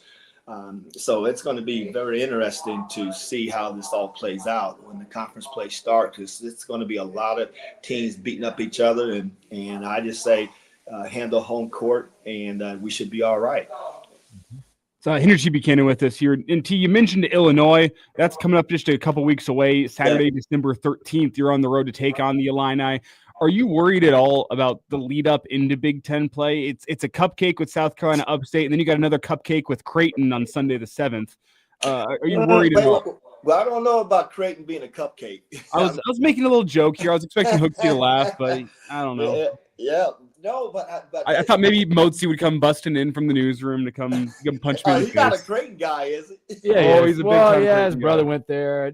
I just don't laugh because I don't give them the time of day. You don't give him the time of day, Bill. No, let him walk in here on Sunday. Come out with that spanking.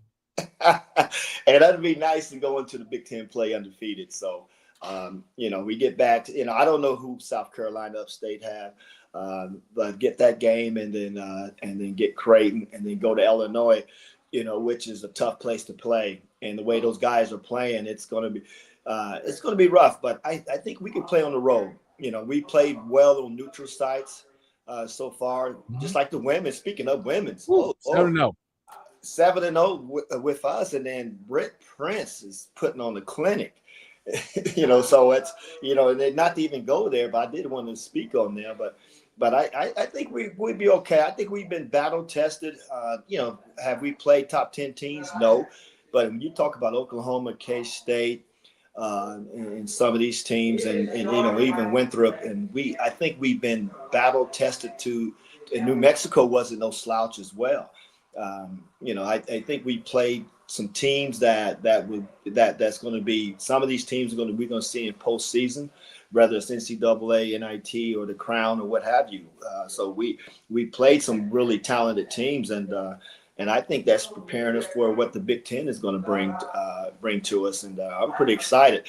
I still can't, like I said, I still can't rank us or predict us how we're going to finish in the Big Ten because it's so loaded, and we're right there. And I still got us in the middle somewhere, and we'll just see how it plays out when we get out on that court. Because, like I said, we can beat anybody on any night, whether it's home or away, if that shooting's going well. And the big test is going to be on that road against Illinois and how we shoot the ball.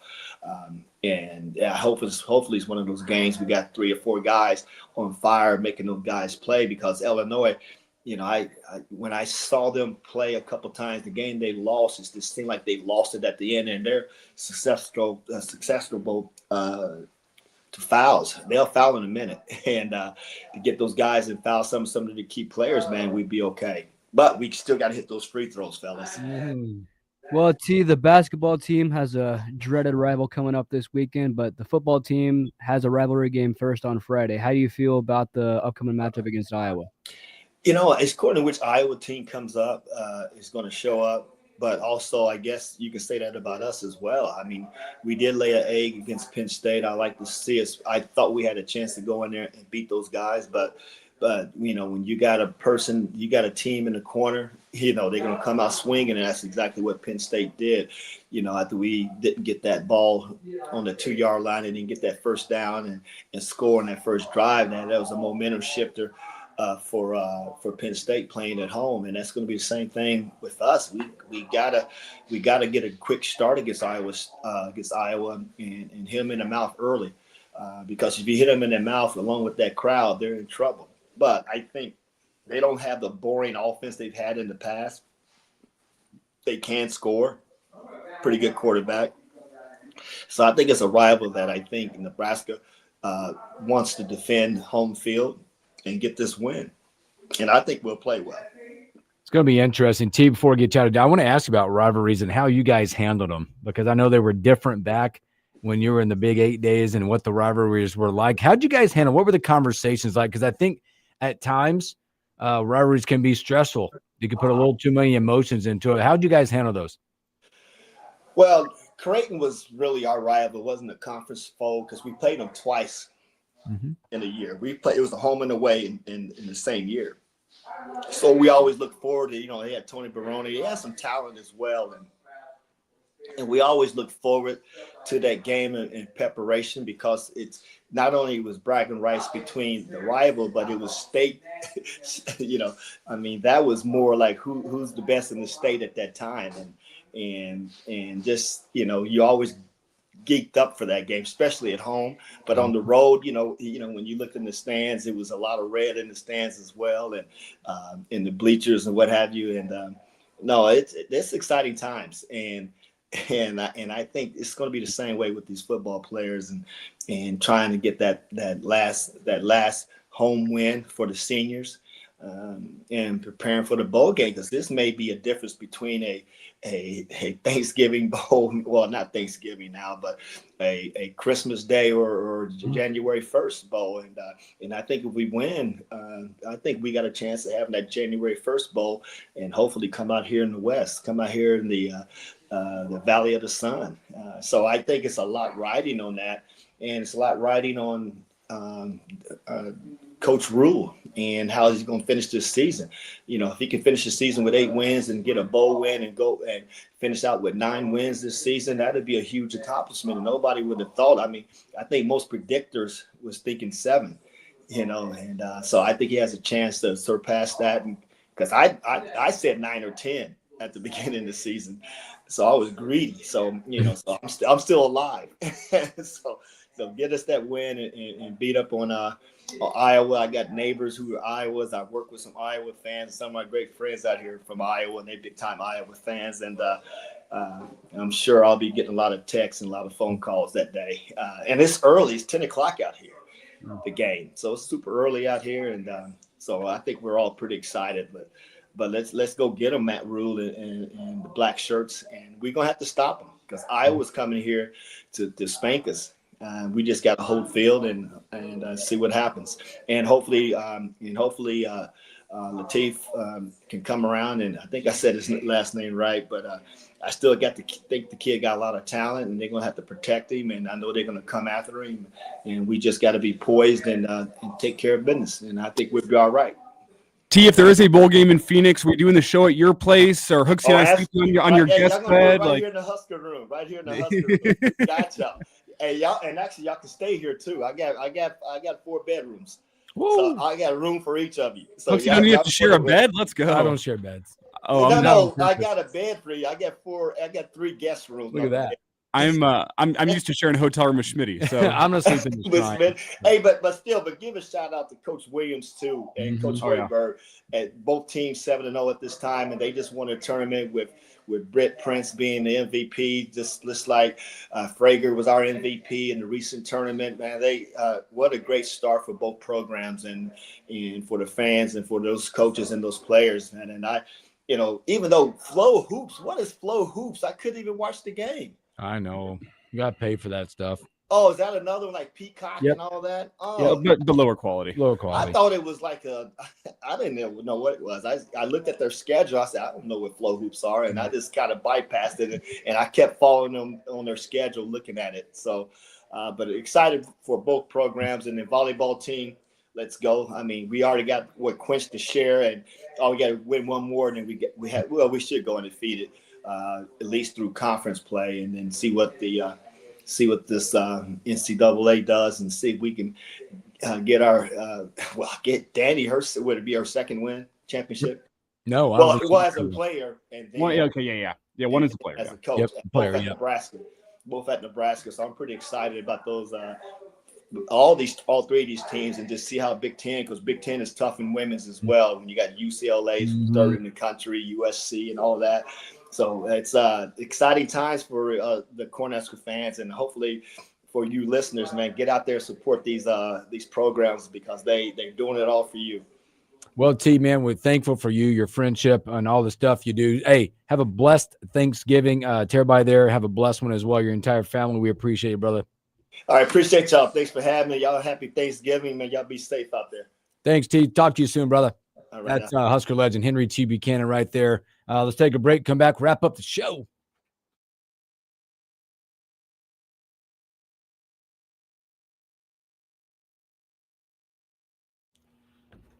Why does he see your mom in there?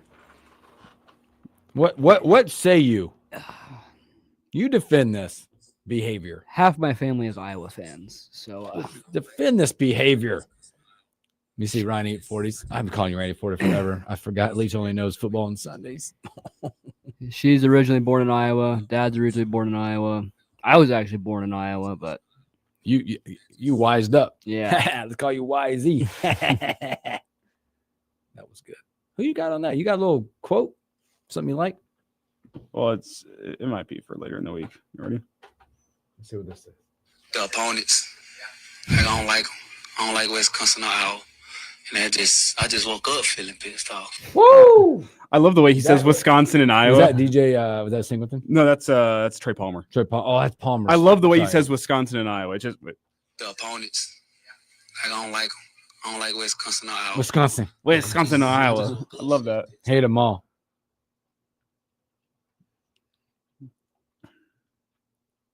It might take that. That's what it might take, folks. Yeah, Black Friday is always a fun discussion in the household and the family. I can only imagine. Opponents, I don't like them. Wisconsin, Iowa. I don't like them. I don't like Wisconsin or Iowa. And I just woke up feeling pissed off. The opponents, I don't. That's so good. Bundle up this week, by the way, tomorrow, Friday, too. Woof. Woofta. I just woke up pissed off.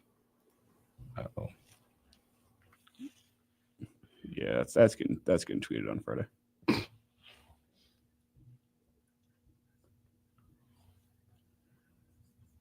I done woke up pissed off.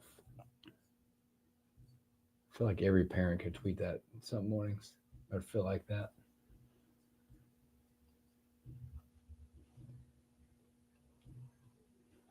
Wow, wow, wow.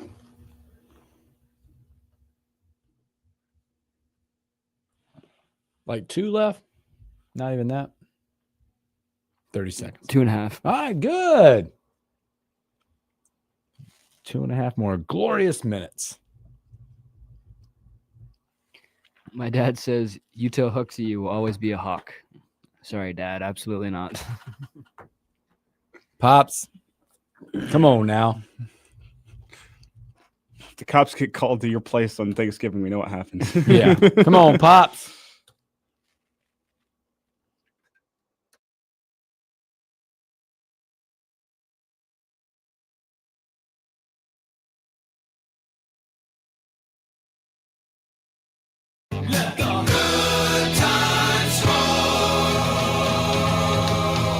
Welcome back in the morning Hookup. Special thanks here to Husker legend Henry T. Buchanan. I'm going to give you so much credit, and I would never tell this to kids. I am so glad you never listen to your parents.